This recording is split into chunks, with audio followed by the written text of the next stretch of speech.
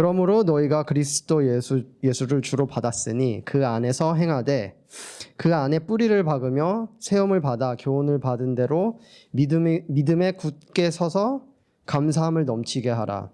누가 철학과 헛된 속임수로 너희를 사로잡을까 주의하라. 이것은 사람의 전통과 세상의 초등학문을 따름이요 그리스도를 따름이 아니니라. 그 안에 신성의 모든 충만이 육체로 거하시고 너희도 그 안에서 충만하였으니 그는 모든 통치자와 권세의 머리시라. 또 그 안에서 너희가 손으로 하지 아니한 할례를 받았으니 곧 육의 몸을 벗은 것이요 그리스도의 할례니라. 너희가 세례로 그리스도와 함께 장사되고 또 죽은 자들 가운데서 그를 일으키시는 하나님의 역사를 믿음으로 말미암아 그 안에서 함께 일으키심을 받았느니라.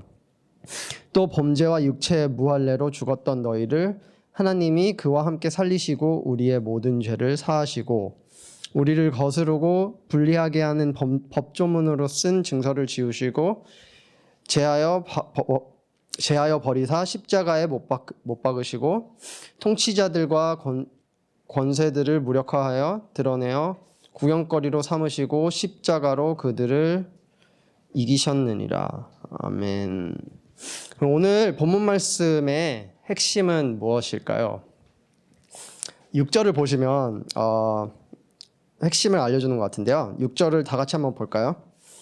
그러므로 너희가 그리스도 예수를 주로 받았으니 그 안에서 행하되라고 적혀 있는데, 네, 말 그대로 오늘의 핵심은 예수님을 영접했기에 우리는 주 안에서 행해야 한다는 것입니다. 예시를 하나 드릴게요. 전쟁으로 인해 가족이랑 헤어지게 된 어린 아이가 있었는데요. 주변에 터지는 폭탄 소리 그리고 도망가는 무리 속에서 아빠의 손을 놓치고 말아버리는데요.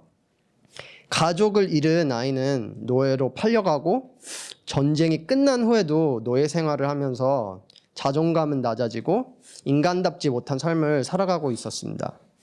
그런데 어느 날 한 남자가 아이를 찾아와 아빠가 보내서 왔다고 아빠한테 돌아가자고 말을 하는데요. 이 남성은 자유의 값을 지불하고 아이를 아버지에게 돌려보냅니다. 하지만 이 아이는 아빠 품에 돌아가서도 노예의 습관을 버리지 못하고 과거의 억압으로부터 자유롭지 못한 삶을 여전히 살고 있었습니다. 여러분들이 이 아이의 부모였다면 어떤 마음이었을 것 같나요? 오늘 바울이 말하는 내용도 비슷한 것 같습니다. 바울이 골로새서를 썼을 때 우려했던 한 가지가 있는데요. 거짓된 가르침이었습니다. 골로새 교회의 거짓된 가르침들이 뿌리 잡기 시작했던 거죠. 유대교 그리고 골로새 지역의 다른 종교들이 기독교를 침투하기 시작했는데요. 골로새 교인들은 예수님을 영접했지만 그들의 삶이 다른 가르침으로부터 영향을 받고 있었던 거죠. 그들의 정체성하고 그들의 삶이 일치하지 않은 부분들이 있었던 거예요. 오늘 본문 말씀에 바울은 이러한 부분을 유의하라고 하는 것입니다. 그리고 바울이 강조하는 교리는 예수님과 하나됨 또는 예수님과 연합됨을 강조하고 있습니다. 여기서 골로새 교회랑 지금 여기 모인 우리랑 공통된 점이 있어요. 골로새 교회와 마찬가지로 우리 삶에서 예수님으로부터 오지 않는 사람의 전통이나 세상의 초등학문에서부터 오는 메시지들을 접하게 되는데요. 이러한 복음에 반대되는 사상이나 생각들이 우리가 기독교인으로서 살아가는데 방해물이 될 때가 많아요. 그래서 바울이 오늘 본문 말씀에서 하는 말들을 우리 삶에 적용하기가 매우 적합하다는 생각이 들어요. 오늘의 요점을 다시 한번 알려드리겠습니다. 예수님을 주로 영접했기에 우리는 주 안에서 행해야 합니다. 그리고 우리가 주 안에 행해야 하는 이유 3가지, 그리고 그 행함이 어떻게 나타내지는지를 오늘 다뤄보도록 하겠습니다. 우리가 주 안에 행해야 하는 첫 번째 이유, 8절에서 10절 한번 다 같이 보겠습니다. 제가 읽겠습니다. 누가 철학과 헛된 속임수로 너희를 사로잡을까 주의하라. 이것은 사람의 정통과 세상의 초등학문을 따름이요 그리스도를 따름이 아니니라. 그 안에 신성의 모든 충만이 육체로 거하시고 너희도 그 안에서 충만하여졌으니 그는 모든 통치자와 권세의 머리시라. 8절을 보면 바울이 그리스도를 따름 그리고 사람의 전통과 세상의 초등학문을 따름을 구분하고 있는데요. 여기서 바울이 말하는 사람의 전통 그리고 세상의 초등학문은 무엇을 의미할까요? 성경책을 가지고 계신 분들은 2장 20절에서 23절을 같이 보겠습니다. 제가 읽어드리겠습니다. 너희가 세상의 초등학문에서 그리스도와 함께 죽었거든 어찌하여 세상에 사는 것과 같이 규례에 순종하느냐? 곧 붙잡지도 말고 맛보지도 말고 만지지도 말라 하는 것이니 이 모든 것은 한때 쓰이고는 없어지리라. 사람의 명령과 가르침을 따르느냐? 이런 것들은 자의적 숭배와 겸손과 몸을 괴롭게 하는 데는 지혜 있는 모양이나 오직 육체에 따르는 것을 금하는데 조금도 유익이 없느니라. 네. 여기 보면 바울이 말하는 사람의 전통 또는 세상의 초등학문은 겉으로 보여지는 것들, 지혜 있어 보이고 겸손해 보이는 가식적인 행동들을 말하는데요. 바울이 육체에 따르는 것을 금하는데 조금도 유익이 안 된다는 이유는 이러한 것들이 예수님을 나타내기보다는 인간의 교만한 마음을 나타내기 때문입니다. 바울이 구분하는 건 그리스도 그리고 우리를 노예로 삼는 율법주의나 도덕주의를 말하는 것입니다. 이 율법주의 또는 도덕주의는 인간을 교만하게 만들거나 수치스럽게 만들어 자존감을 박탈합니다. 이러한 것들에 순종하는 사람들은 결코 자유롭지 못한다는 말입니다. 이어서 9절에서 10절을 보면 예수님이 하나님 되심을 강조하면서 모든 통치자와 권세의 머리라고 하는데요. 말 그대로 예수님은 하나님이시기에 그리고 우리를 위해 목숨을 바치셨기에 모든 권세와 통치의 머리라는 말인데요. 제가 대학교 때문에 한국에 처음 왔을 때 접한 문화가 하나 있어요. 혹시 라인 타기라고 들어보셨나요?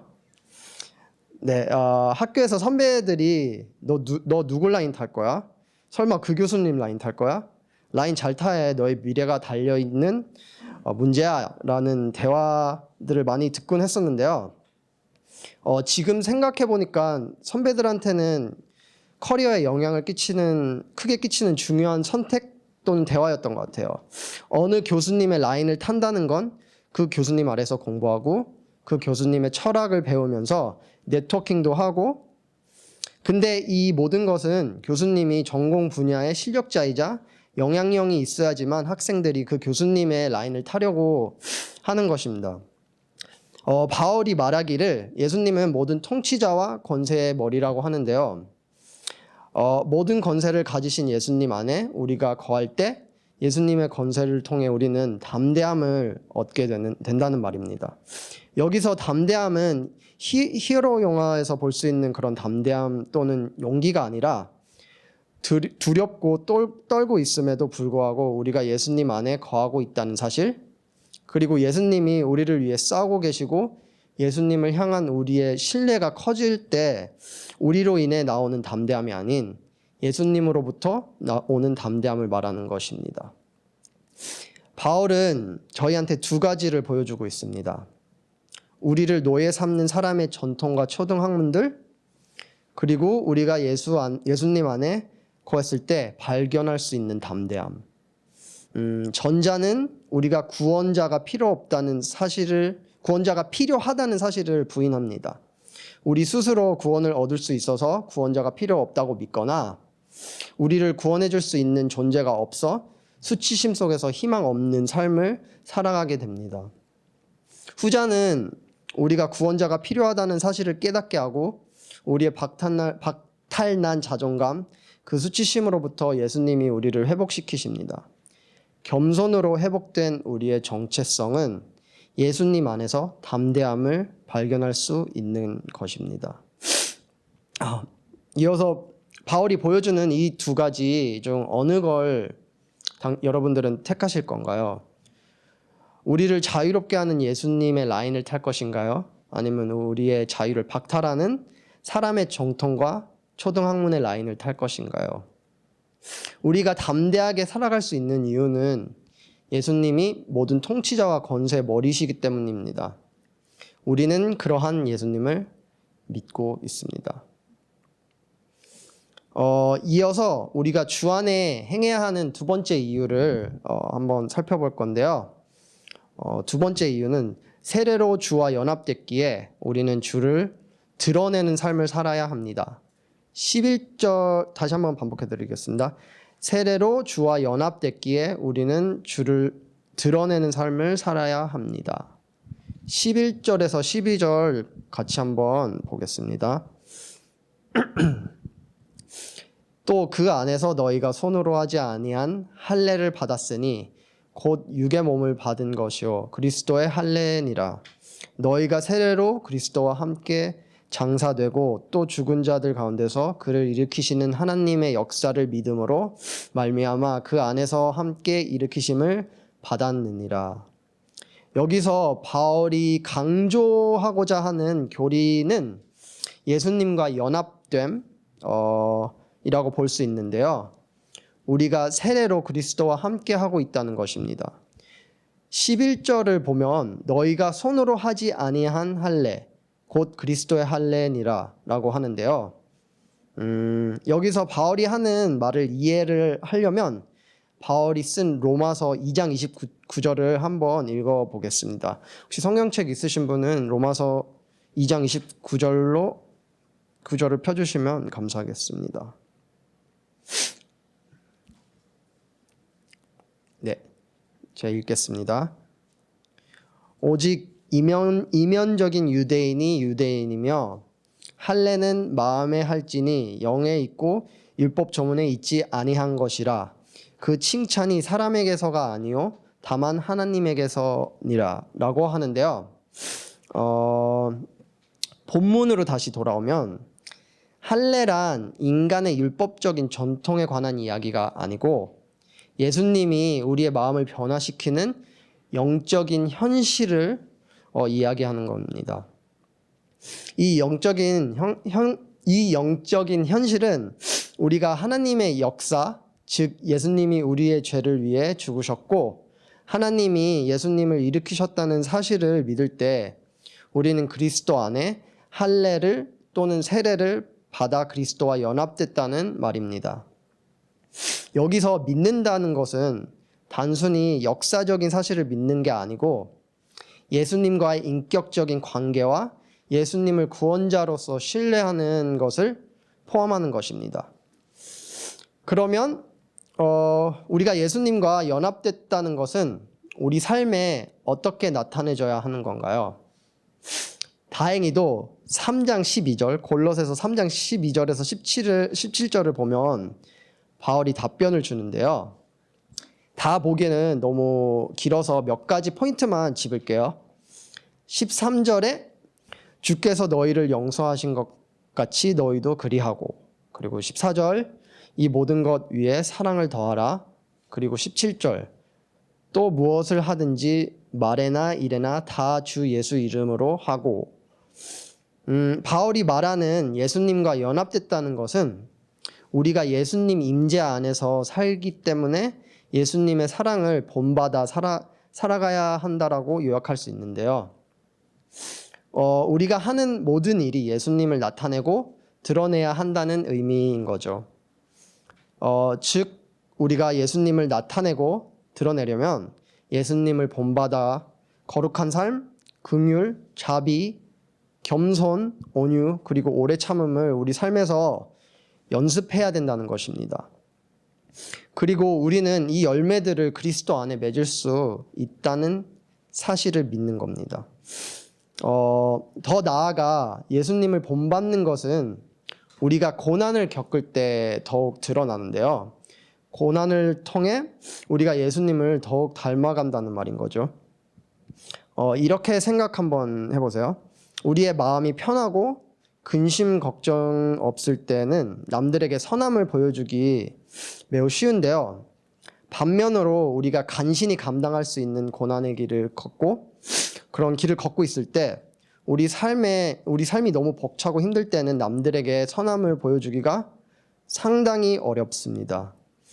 하지만 이러한 고난 가운데 우리가 예수님을 순종하고 믿고 인내심을 가지고 고난의 순간들을 지나가면 우리 삶에서 예수님을 더욱 드러내고 예수님께 영광 돌릴 수 있는 것입니다.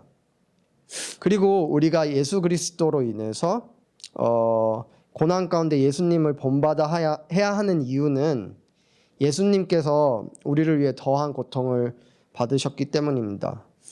우리를 사랑하셨기에. 우리는 예수님과 연합되었습니다. 우리의 삶은 예수님을 본받는 삶이 되어야 합니다. 여러분들은 여러분들 삶에 예수님을 드러내고 있나요? 네. 그리고 마지막으로 우리가 주 안에 행해야 하는 세 번째 이유를 나누고자 하는데요. 세 번째 이유는 주가 통치자들과 권세들을 무력화했기에 우리는 주 안에 자유로워야 합니다. 다시 한번 알려드릴게요. 세 번째 포인트는 주가 통치자들과 권세들을 무력화하였기에 우리는 주 안에 자유로워야 합니다. 13절에서 15절을 읽겠습니다. 또 범죄와 육체의 무할례로 죽었던 너희를 하나님이 그와 함께 살리시고 우리의 모든 죄를 사하시고 우리를 거스리고 불리하게 하는 법조문으로 쓴 증서를 지우시고 제하여 버리사 십자가에 못 박으시고 통치자들과 권세들을 무력화하여 드러내어 구경거리로 삼으시고 십자가로 그들을 이기셨느니라. 여기서 바울이 법률 용어를 쓰는데요. 우리를 불리하게 하는 법조문으로 쓴 증서를 지우셨다고 하는데 이 말은 예수님이 우리의 죄값을 대신 치르고 그 빛을 십자가에 못 박았다는 말입니다. 이로 인해 우리의 죄는 용서되었고 우리를 고발하는 권세들은 무력화됐다는 말입니다. 헬라어로 디아볼로스는 고발자라는 뜻인데요. 우리는 흔히 마귀 또는 사탄이라고 알고 있죠. 이 고발자는 우리 내면에 있는 죄를 가리키며 우리는 하나님과 관계를 갖기 합당하지 못한다고 삿대질하고 있습니다. 예수님이 우리를 대신해 십자가에 못 박혀 돌아가시고 우리의 죄를 사하셨을 때 우리는 죄가 없다고 말할 수 있는데요. 여기서 바울이 통치자들과 권세들을 무력화했다는 건 우리 내면에 고발할 죄가 없기 때문에 디아블로스는 무력화됐다는 말입니다. 다른 말로는 우리는 디아볼로스의 고발에서 자유롭다는 말입니다. 예수님이 우리의 자유의 값을 지불하셨기에 우리는 더 이상 죄와 율법에 억압받지 않고 있다는 것입니다. 우리는 그리스도와 연합됨으로 자유를 얻었습니다. 그의 죽음이 우리의 죽음이 되었고 그의 부활이 우리의 부활이 되었고 그리스도가 십자가의 길을 걸었을 때 우리도 같이 걸었고 그리스도의 의로움이 우리의 의로움이 되었습니다. 우리는 그리스도 안에서 자유를 얻었습니다. 그러면 자유를 얻은 우리는 어떻게 살아가야 하나요? 율법주의와 도덕주의를 조심해야 하는 것처럼 우리는 반율법주의를 조심해야 합니다. 반율법주의는 영어로 antinomianism인데 제가 이거를 인터넷 찾아가서 한국어로 antinomianism이 뭔지를 좀 리서치를 해봤는데요. 구글로 의하면 반율법주의란 하나님께서 크리스천에게 순종하기를 바라는 도덕법이 존재하지 않다는 신념입니다. 우리가 은혜로 모든 죄를 용서받았으니 죄를 지어도 상관없다는 생각인 것입니다. 우리가 죄를 지음으로써 하나님의 은혜가 더 커진다는 잘못된 생각을 말하는 것입니다. 로마서 6장 1절에서 2절을 읽어보면 바울이 이렇게 말합니다. 그런즉 우리가 무슨 말을 하리요? 은혜를 더하게 하려고 죄에 거하겠느냐? 그럴 수 없느니라. 죄에 대하여 죽은 우리가 어찌 그 가운데 더 살리요? 라고 하는데요. 보통 반율법주의는 이러한 교리 또는 신념보다는 우리 삶의 태도나 행동으로 나타내지는데요. 우리가 죄를 가볍게 생각한다든지 우리의 죄에 대한 죄책감을 못 느끼다든지 이런 모습으로 많이 나타내지는데요. 이런 생각도 그리스도 안에서 자유에 반대되는 신념입니다. 우리는 죄로부터 자유를 얻었습니다. 우리는 죄로 돌아갈 수 없습니다. 그러면 그리스도의 자유는 어떤 모습일까요? 그리스도의 자유는 우리가 자발적으로 우리 마음에서부터 하나님의 뜻을 따르고 싶은 갈망을 이야기하는 것입니다. 외적인 인간의 전통의 억압이나 압박이 아닌 내적인 하나님과의 깊은 관계 속에서부터 넘쳐나오는 갈망을 말하는 건데요. 다시 말해서 외부에서 강요된 순종이나 불순종이 아니라 하나님과의 관계 속으로부터 결과적으로 나오는 순종이라고 보면 됩니다. 이러한 순종은 우리의 변화된 마음으로부터 자발적인 자유에서 나오는 것입니다. 그리고 이러한 마음은 하나님으로부터밖에 올 수 없습니다. 더 나아가 이 자유를 제한하는 한 가지가 있는데요. 그것은 바로 사랑입니다. 사랑이 우리의 자유를 제한한다는 것은 우리의 자유가 남을 해치거나 시험에 들게 한다면 우리는 그러한 행동을 멈춰야 한다는 말입니다. 로마서 4장 15절을 읽어보겠습니다. 제가 대신 읽어드릴게요. 만일 음식으로 말미암아 내 형제가 근심하게 되면 이는 내가 사랑으로 행하지 아니함이라. 그리스도께서 대신하여 죽으신 형제를 내 음식으로 망하게 하지 말라. 우리의 자유에서부터 나오는 행동이 우리 스스로를 만족시키고 우리 주변 사람들에게 덕이 되지 않으면 사랑의 표현이 아닌 것입니다. 진정한 그리스도의 자유는 하나님이 뜻을 따라 이웃을 사랑하는 데서 나타내집니다. 고린도전서 9장 19절을 보면 바울이 하는 말인데요. 내가 모든 사람에게 자유로우나 스스로 모든 사람에게 종이 된 것을 더 많은 사람을 얻고자 함이다 라고 하는데, 우리는 그리스도 안에 자유롭기에 남들을 종처럼 섬기고 우리 섬김이 그리스도를 나타내어 그들을 얻고자 해야 하는 것입니다. 예수님이 모든 통치자들과 권세들을 무력화했습니다. 이로 인해 그리스도 안에 우리는 자유를 얻었습니다. 이 자유는 이기적인 자유가 아닌 변화된 마음으로부터 우리가 자발적으로 하나님을 사랑하고 이웃을 사랑하는 자유라고 볼 수 있는데요. 다시 말해서 강요될 수도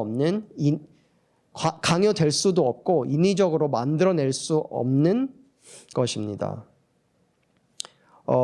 우리가 주님을 알고 주님이 우리를 알았을 때 그 관계와 신뢰 속에서부터 나오는 그런 자유인 것입니다.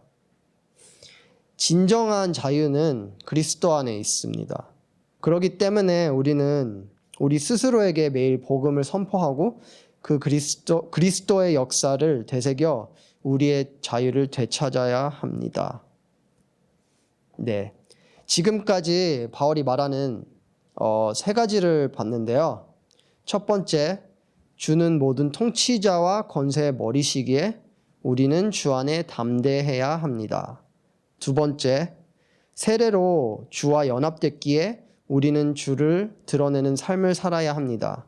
그리고 세 번째, 주가 통치자들과 권세들을 무력화하였기에 우리는 주 안에 자유로워야 합니다.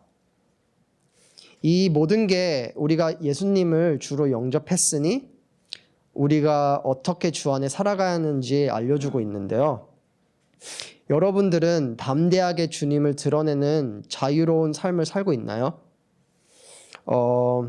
우리의 믿음의 고백과 삶의 방식이 일치한가요? 우리는 항상 스스로를 성찰하고 점검해야 합니다. 아버지 품으로 돌아온 우리는 더 이상 노예의 삶을 살지 않아도 됩니다. 우리를 억압하고 사로잡는 과거에서부터 벗어나 그리스도 안에서 우리는 자유를 얻었기 때문에 왕 되신 하나님의 자녀인 것입니다. 더 이상 노예로 살아갈 이유가 없습니다. 기도하겠습니다.